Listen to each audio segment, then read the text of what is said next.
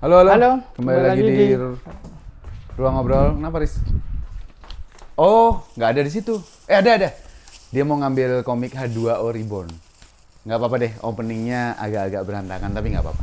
Biasa, ruang ngobrol tuh raw kayak gini.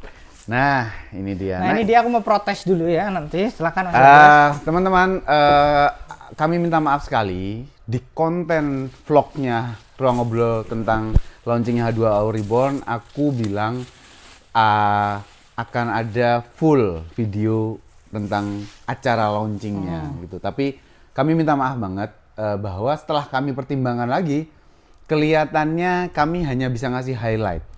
Beberapa highlight. Betul. Soal yang menurut kami penting. Betul. Selain durasi. Durasi. Jadi kami memilihkan untuk hal-hal yang menurut kami emang teman-teman harus tahu ini gitu. Yang pertama adalah tentang bagaimana H2O yang Daris menyebutnya sebagai komik shonen aja, terus kemudian kenapa H2O Reborn-nya jadi H2O yang ini ya? Ya H2O yang ini. Tapi sebelumnya aku mau protes sih. Nah, silakan. Yang orang harus tahu itu. Yang H2O Reborn-nya jadi seinen itu. H2O ini shonen. Ya. H2O Reborn ini seinen. Ya. Seinen kami ada bahasan gitu. Ya. Dan ini yang nganterin aku ngobrol, Panji menanyakan soal itu ke kami di obrolan kami pas setelah after launchingnya. Dan itu keputusanku untuk menyebutkan itu, aku senang sih karena buatku itu oke banget pertimbangan shonen dan seinen. Cuman Mas Bagas ini pas pas lagi opening dilempar ke aku nih, aku grogi. Ya, aku minta maaf, banget, tapi gara-gara dari semuanya berjalan dengan baik. Iya, tapi memang sebetulnya gara-gara niat jahatku sih. Openingnya kemarin oke sih. Oke. Jadi ini dia teman-teman, obrolan tentang H2O originalnya. Mas Panji juga jelaskan nanti. Ini menarik ya, karena kan Mas Panji ngomongnya anak-anak ya, dan memang H2O itu lebih terasa seperti komik shonen. Iya. Nah, kemudian H2O Reborn malah berasa seperti komik seinen yang penuh filosofi dan nilai-nilainya. Nah, aku pengen ngerti Mas Weta tuh kenapa kok mentransformasi komik shonen menjadi komik seinen? Atau memang tidak ada maksud seperti itu? Kayaknya nggak ada, cuman maksudnya gini, refleks karena memang dari dulu kan komik-komik yang saya bikin saya targetkan untuk laki-laki dewasa. Seinen itu tadi dari dulu di semuanya, jadi memang sudah ada kesukaan untuk apa ya, kalau ini kosongan doang kayaknya nggak ada yang dibahas gitu. Jadi sebetulnya kayak saya tuh seneng banget filosofi Son Goku dan Vegeta yang mungkin gitu. Jadi si Vegeta itu ngomong di akhir chapter 42 apa, Kakarot, gua ngerti kenapa gua tuh selalu kalah sama lu. Karena Vegeta ngomong karena gua selalu memimpikan menjadi nomor 1. Sementara Son Goku, Kakarot maksudnya, cuma jangan sampai kalah. Perhatikan. Kalau Vegeta ingin menjadi nomor 1, berarti dia bukan nomor 1. Sementara Son Goku jangan sampai kalah, berarti gak ada di atasnya. Son Goku yang nomor 1. Akhirnya ada satu kalimat pakai balon kata gede, Kakarot, kaulah yang nomor 1. Wah, itu saya tepuk tangan itu. Meskipun itu komiknya kan tadi kayaknya shonen. Gak juga. Kalau kita balik lagi ke era Showa Kamen Rider, suram-suram lu ya Sangat. Artinya nah, makanya di era Showa kan sebetulnya nilai-nilai yang ditanamkan, apalagi setelah waktu itu sama Shani juga di Nusa 5 kita sempat ketemu sama editor Jepang, makin dibocorin lagi gitu, ternyata sederhana itu filosofinya, tapi penyampaiannya ringan. Itulah yang membuatnya menjadi shonen dan seinen, tapi isinya sama beratnya. Nah, sebetulnya saya hanya menggeser target market karena yang ada duitnya. Soalnya waktu itu kita pernah ada narasi ini, serius ya, waktu itu ada narasi kalau bikin komik anak-anak yang beli orang tuanya. Iya, jadi kalau kita bikin komik orang dewasa, paling nggak orang bapaknya nanti merekomendasikan ke anaknya juga gitu. Jadi udah mendingan beli target ke orang-orang yang sudah berdaulat dengan uangnya gitu. Makanya saya naikkan itu terus dirombak banyak sekali. Kalau itu selalu kita ngomong kau nomor 1, teman. Iya, kalau yang nomor 1. Soal gue bahasanya kau lah satu-satunya. Jadi hati. Gak jadi kontak. Sion lagi. Ya begitulah kira-kira. Yang bertindak sebagai editor di H2O dan H2O Reborn kan Mas Jaka. Mas Jaka. Nah, itu proses dari Tangan besi dia. Diktator. kan belok kan jadinya. kemudian belok dari yang kemudian anak-anak, kemudian segmennya dinaikin tuh. Nah, apakah nggak gontok-gontokan dulu nih sama Mas Jaka atau Kayaknya kebalik malah. Coba Jaka cerita. Seleranya dia justru seinen. Coba Jaka aja. Dari H2O deh. Iya, sebenarnya perjalanan gue di H2O, gue tuh selalu ngerasa H2O tuh selain apapun yang pembaca rasakan ketika membaca, gue selalu ngerasa ini komik yang spesial karena buat gue dan mungkin banyak orang lain di tim H2O, ini nih batu pertama mereka di dunia komik, bahkan di dunia mereka kedewasaan mereka. Karena kalau ngeliat sekarang ada Rudiman, dia jadi director di sinema, kita lihat Shen sekarang jadi kayak graffiti yang lumayan terkenal gitu, kayak semua tuh akhirnya berkembang dari satu bibit ini gitu. Dan kalau gue pribadi, perkembangan dari H2O ke Reborn itu sebenarnya agak-agak existential crisis sih.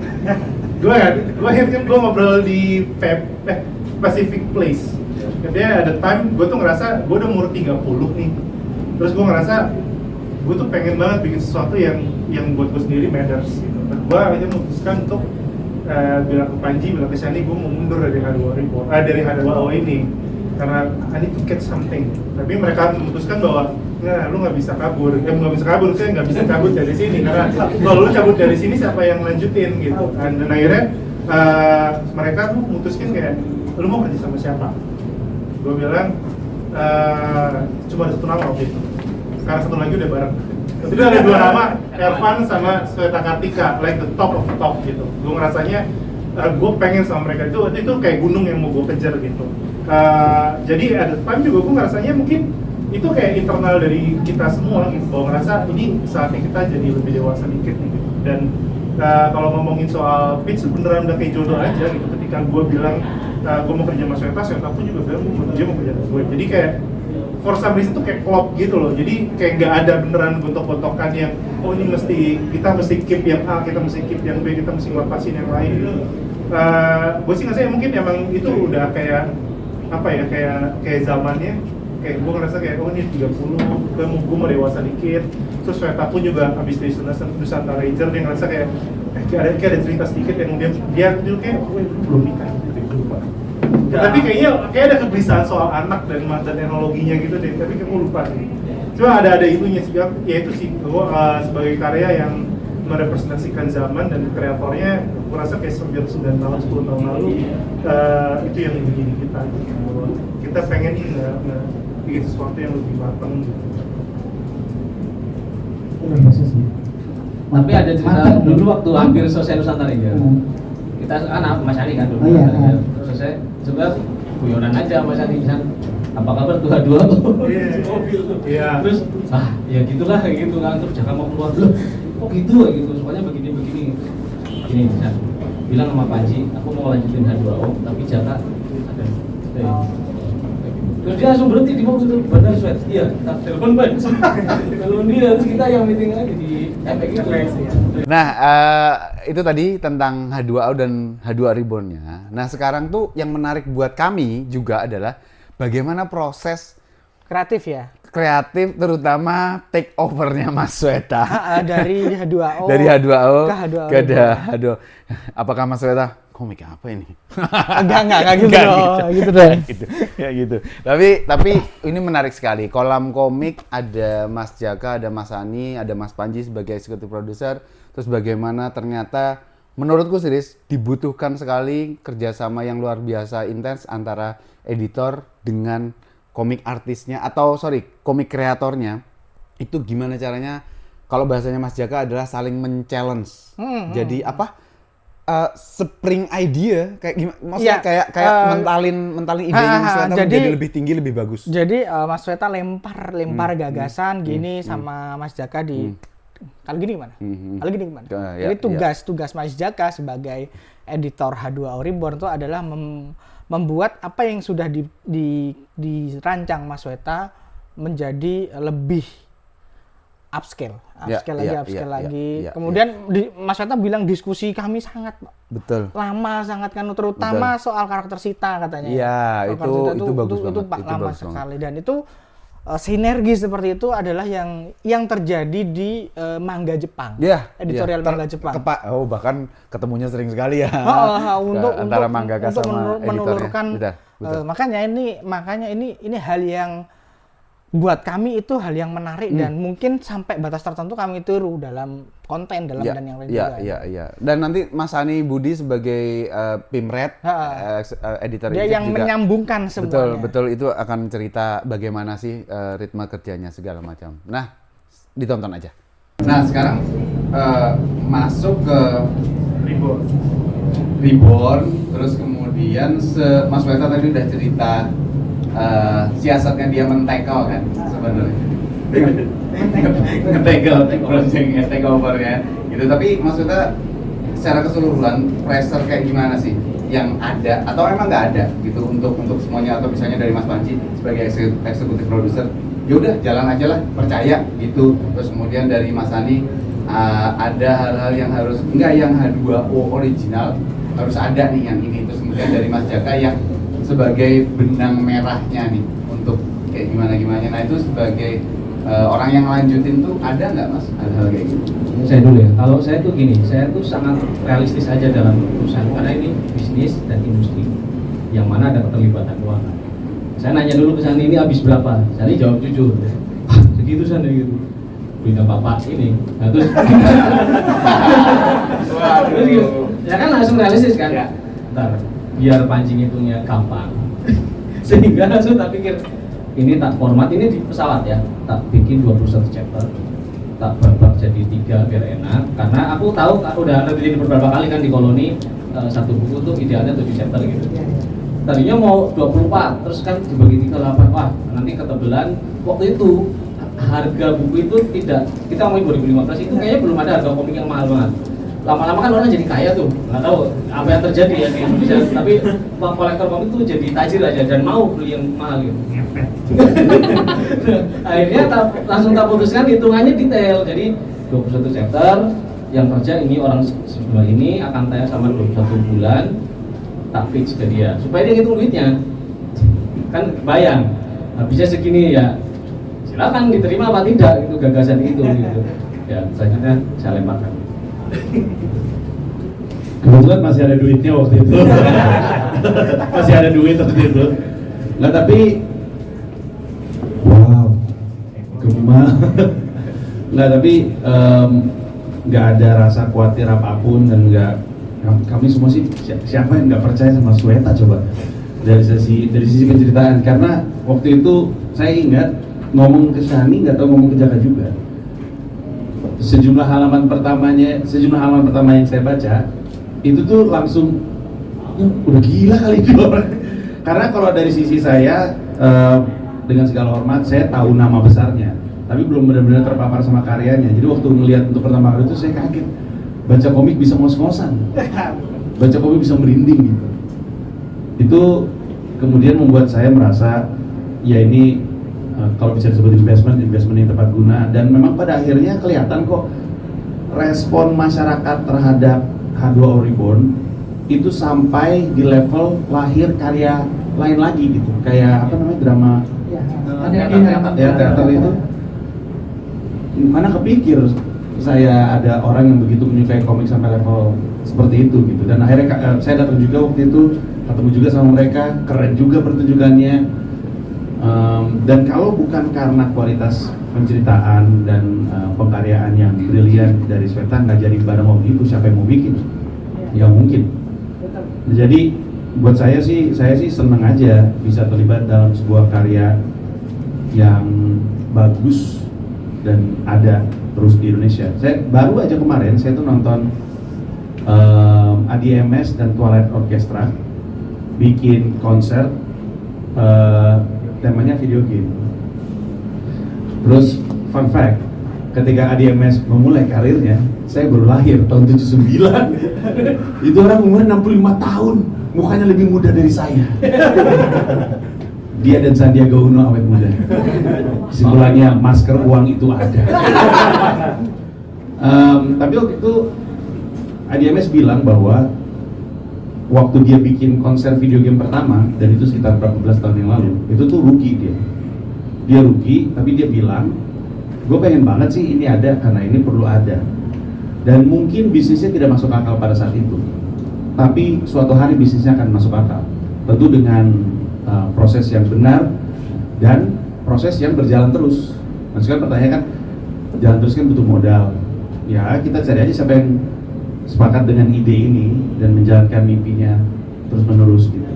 Dan itu yang saya yakini dan itu saya rasa posisi saya aja di kesenian dan industri ini gitu. Saya waktu kelas 3 SD menulis komik pertama saya di tengah halaman buku saya copot, digerek gambar sendiri kayak gitu. Mungkin teman-teman juga pernah ngalamin. Dan sejak itu saya bilang sama diri saya sendiri, saya pengen terus jadi bagian dari sebuah penceritaan, entah itu film, stand up, dalam hal ini komik. Ya udah, saya pilih peran saya di mana karena saya tahu tangan saya nggak sebegitu. Udah, hilang deh duit saya.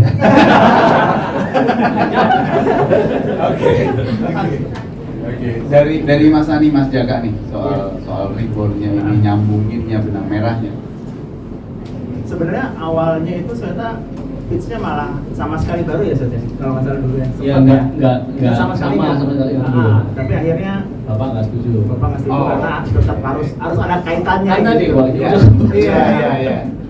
Saya, terus akhirnya ya dapat jalan tengah adalah ini adalah reborn itu 50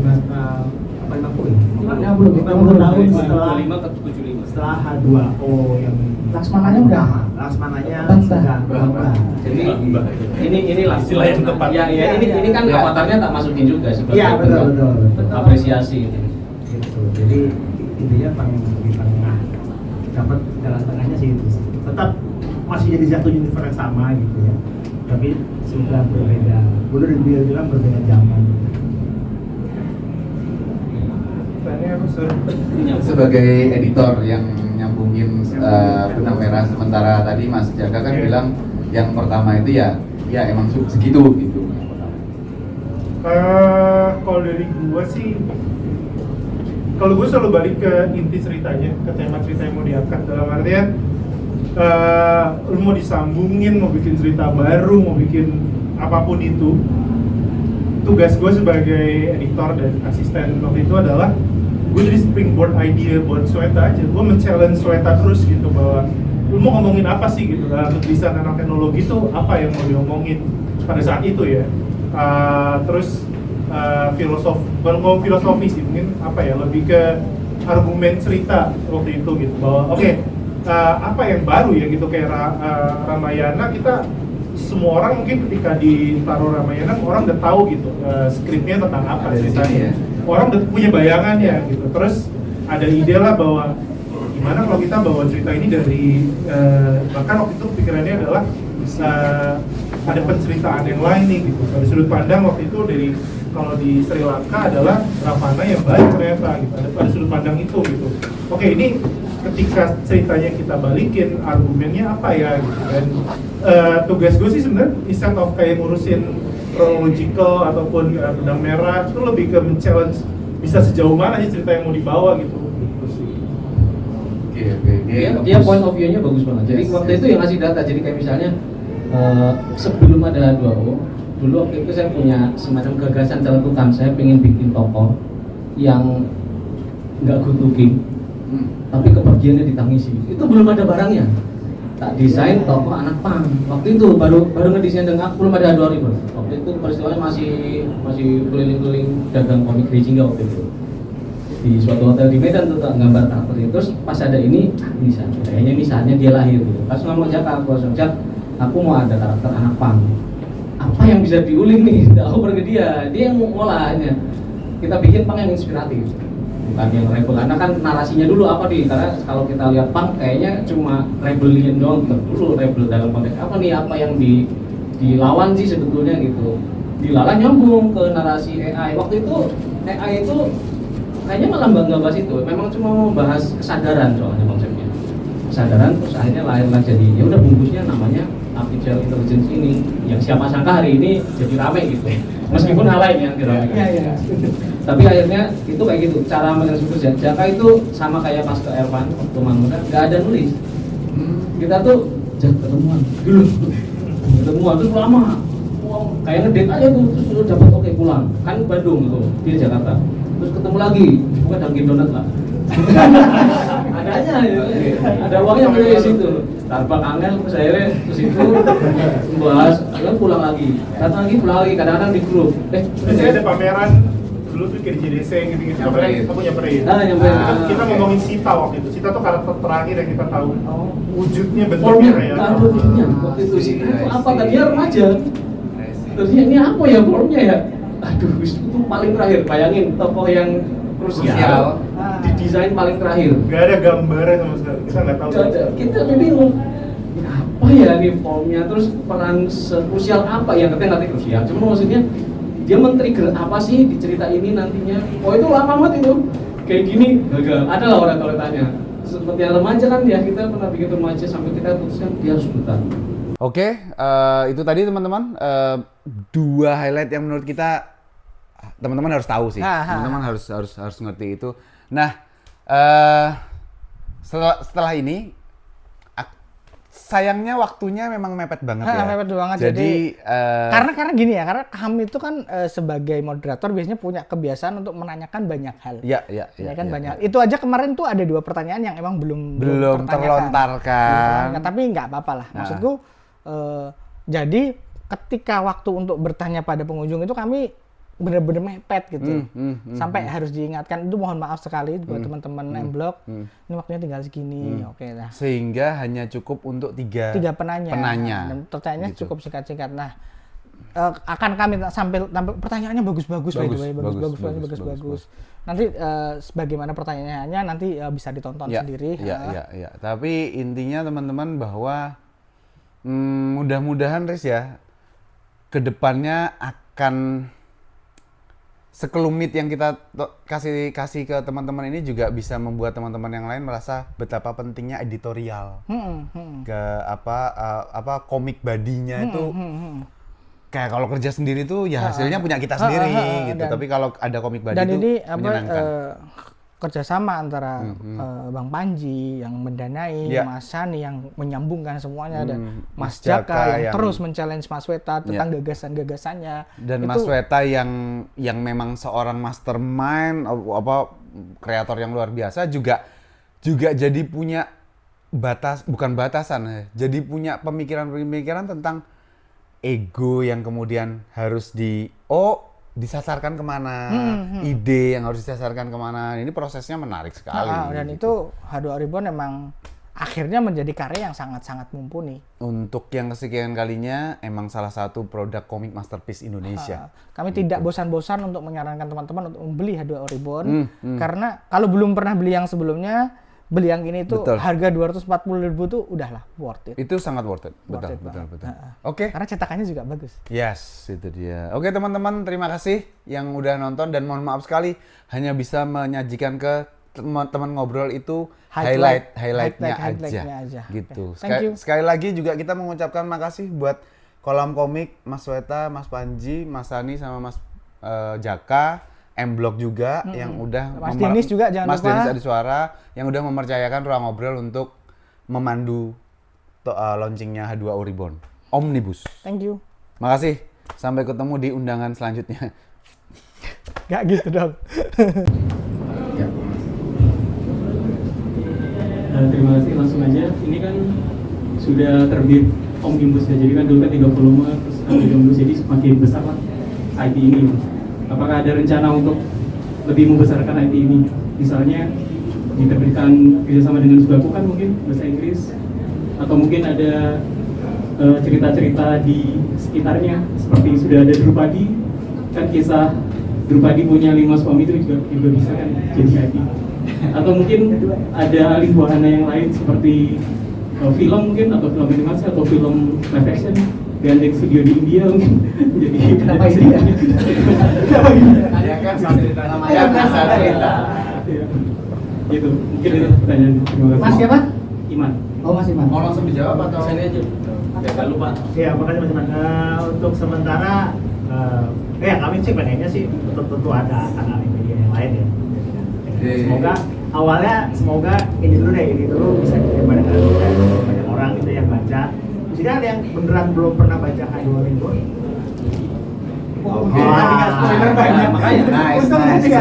Semoga setelah baca suka gitu, semoga setelah baca bilang ke teman-temannya yang lain, ini bagus loh komiknya. Jadi Biarlah semoga gua dari sih. situ nanti stepnya ya little progress lah gitu ya. Semoga dari situ ada yang sama ada seperti tim-tim pesawat kelas yang lain gitu kan ya. Semoga ada mau atau kali media kan media. Satu lagi mungkin masih bisa. Oke, silakan aja dipas aja. Ya, terima kasih atas kesempatannya. Sebelumnya perkenalkan nama saya Askia. Di sini saya ingin menanyakan kaitannya dengan karakterisasi salah satu tokoh ya. Tadi mungkin sempat disinggung kaitannya sama karakter Sita. Yang awalnya tadi katanya rencananya remaja, terus habis itu berubah jadi anak-anak kayak gitu. Nah di sini hal yang menarik buat saya itu ketika membaca Dua Ori Reborn yang awal itu, kenapa dibuat disabilitas seperti itu. Kemudian karakter Sita ini sebagai seorang anak, kemudian ada Angga juga sebagai anak itu tidak bisa bersuara benar-benar. Jadi istilahnya kayak ada dominansi orang dewasa daripada anak-anak seperti itu. Nah, apakah itu sengaja dibuat untuk membatasi atau malah justru itu sebagai dorongan untuk bisa nih melawan seperti itu, karena sempat Sita melawan pada akhirnya di ending juga tetap nggak bisa, tetap ayahnya sendiri gitu. Itu aja sih. Terima kasih. Ya, mungkin kalau karakterisasi itu sebetulnya ada saya membaca review. Ini untuk menjawab sedikit faktanya. Jadi ada yang review gini, kenapa Sita endingnya sama bapaknya lagi sih? Marah dia, perempuan yang review. Akankah lebih keren jika Sita itu hidupnya sama Drew? Kan keren banget tuh. Sebenarnya kalau aku ketemu orangnya aku ingin bilang kayak gini, kamu belum siap jadi penulis, kamu belum siap jadi Tuhan. Tuhan itu kejam. Nah Sita itu tidak pernah mau hidup dengan yang lain. Sita itu kan dia ngomong sama Rahwana, lu kenapa, lu kan benci sama bapakku? Lu enggak, aku tuh cuma pengen bapakku lebih mencintaiku. The whole proses adalah peristiwa untuk membuat bapaknya lebih cinta sama Sita. Karena itu gagasan pertamanya, gagasan dari Ramayana, yaitu membuat unconditional love sebagai sebuah realita. Nah itu tidak tercapai kan sama Sita. Di endingnya begitu sudah tersentuh hatinya, ya dia sesuai sebagaimana karakter originalnya, sesuai kalau di Islam fitrahnya, sangat dependensi kepada bapaknya, karena memang itu tujuannya. Dan yang belum nanti ada faktornya bahwa bapaknya sebenarnya mencintai secara unconditional, justru dia menciptakan Hans. Nah Hans itu saya nggak tulis, tapi saya akan sampaikan di sini. Suaranya Hans adalah suaranya Rama waktu masih kecil. Makanya ketika Sita suruh ngebayangin Hans, yang keluar adalah bapaknya waktu masih kecil. Dia ingin, karena aku berjarak usia, udah gitu ada peristiwa besar yang membuat ya adalah ya nanti ya, supaya dia itu ada perasaan biar deket gue gimana ya. Dia ciptakan si prototype itu. Jadi emang muter ke sana, muter ke sini. Jadi kayak processing dari design thinkingnya itu kayak gini, simultaneously nyambung sini, ini mengalir sini, terus mundur lagi, kayaknya ini perlu diubah. Puas terus sampai kemudian ketemu satu racikan. Nah ini yang paling itu sih. Iya. Baik, terima kasih. Masih satu lagi, silakan itu di belakang Mas yang berkacamata. Yes. Ini lebih ke apresiasi. Terima kasih ke Mas Wita, Bang Panji, Mas Ani sama Bang Jaka udah bikin ini. Saya dari Pontianak, di sini jauh-jauh buat tapi memang saya ngikutinnya dari website H2O sampai beli triloginya masih ada di Pontianak. Jadi memang di sini buat beli ini cuma untuk di Jakarta, dan saya mau tetap Jakarta sih memang. Jadi jadi ada bacaan gitu loh. Tetap sini. Jadi biar ada bacaan gitu. Tapi memang di sini jadi nostalgia yang dimana ada satu karakter yang tadi sempat disebut, yang seorang anak punk. Itu gimana sih referensinya, gimana sih inspirasinya, kayak bahkan sampai jaketnya itu dengan gambar dua gunung dengan matahari, itu ada referensinya gimana? Gitu aja sih, terima kasih. Nah itu yang menarik, yang gambar gunung, saya nggak spoiler untuk mereka. Betul. Karena gini, Jaka selalu ngomong sweat surprise dia, jadi jangan sampai di spoiler semuanya. Jadi saya nulis, oke. Jadi satu part pas kita dapat penghargaan, makan yuk, makan. Nah, tak bikin seneng dulu. Terus saya sampaikan, hey, si karakter ini begini, dia berdua. Makanya jadi gak enak. Dan saya sengaja pas lagi mau up, gue gak enak, terus tak ceritain kenapa begini sampai filosofinya. Ya terus jangan sempat merinding. Ya udah, Kalau kalian seperti itu, reaksinya kurang lebih reaksi pembaca akan seperti itu. Nah, tinggal how to-nya nih. Kan itu masih waktu itu kan baru buku kedua ya, kita baru rilis, baru rilis. Itu baru mau nulis itu. Nah, fun-fact-nya lagi itu chapter 19 kalau nggak salah. Saya ngerjain chapter 16, tapi pas lagi flashback, saya ngerjain 16 sambil ngerjain chapter 19. Bayangin 17-18-nya belum ada. Oh, iya dia kirim duluan. Tak kirim duluan flashback-nya nih. Jadi ini yang kemarin tak ngomongin. Belum ada 2 chapter setelahnya, tapi udah tak kirimin karena aku udah kebayang adegan ini. Terus karena itu akan jadi salah satu klimaks, peak moment, dan yang akan jadi memorable scene kan. Dan itu akan jadi pelajaran penting ya, gitu, karena kan dia akan jadi karakter yang nanti ada kalau di bagian, jadi di anatomi buku ini bagian terakhir itu ada penyelaman semestanya, ada Into the Universe, dan disitu dijelasin juga pertentangan nilainya, kenapa tak pasanginnya sama dulu gitu.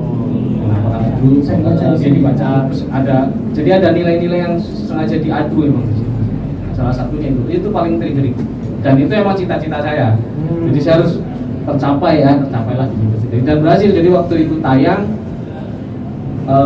wah itu ramai banget itu ya, saya waktu itu ramai komennya. Wah ini paling ramai nih chapter pada. Nggak cuma di komen di saat di webnya ya, tapi bikin di medsosnya gitu. Aku juga diserang, Mas jahat amat sih. Ya Tuhan ya. Iya kan, kita mata netizen Tuhan jahat lah kayak gitu. Jadi harus begitu tega-tegaan lah.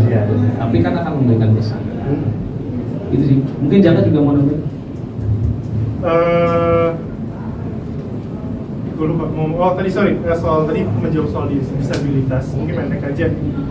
Kita sih nggak ngerasa itu sebagai kekurangan karakter, tapi kelebihan apa yang bisa dilakukan sebuah cerita gitu. Kita lihat seorang Sita dan seorang yang main, semuanya itu nggak ada yang perfect, semuanya nggak ada yang perfect. Jadi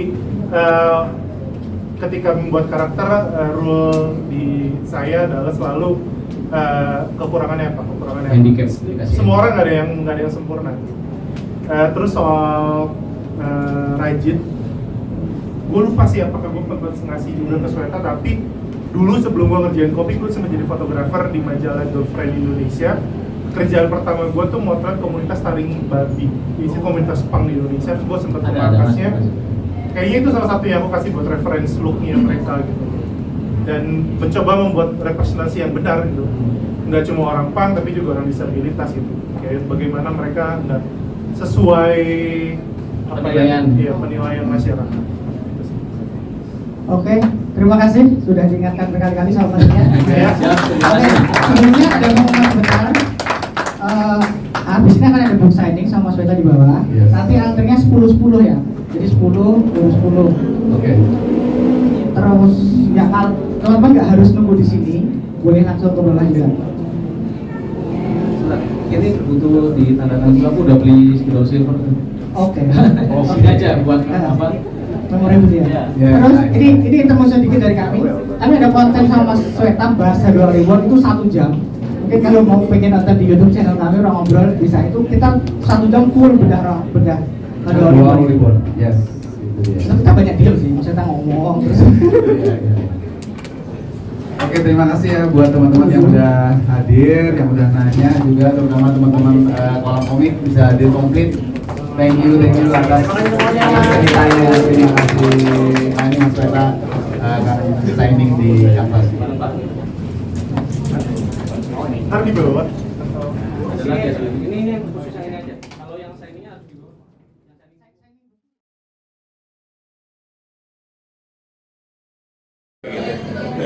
Karena susah kan jalannya. Tapi habis itu Joki nanya, kalau orang kita pimpinan lihat apa ya? Hari ini jauh lebih shock dari apapun. Ya karena di zaman ini Mas kita juga nggak banyak yang baca. Mas kita juga yang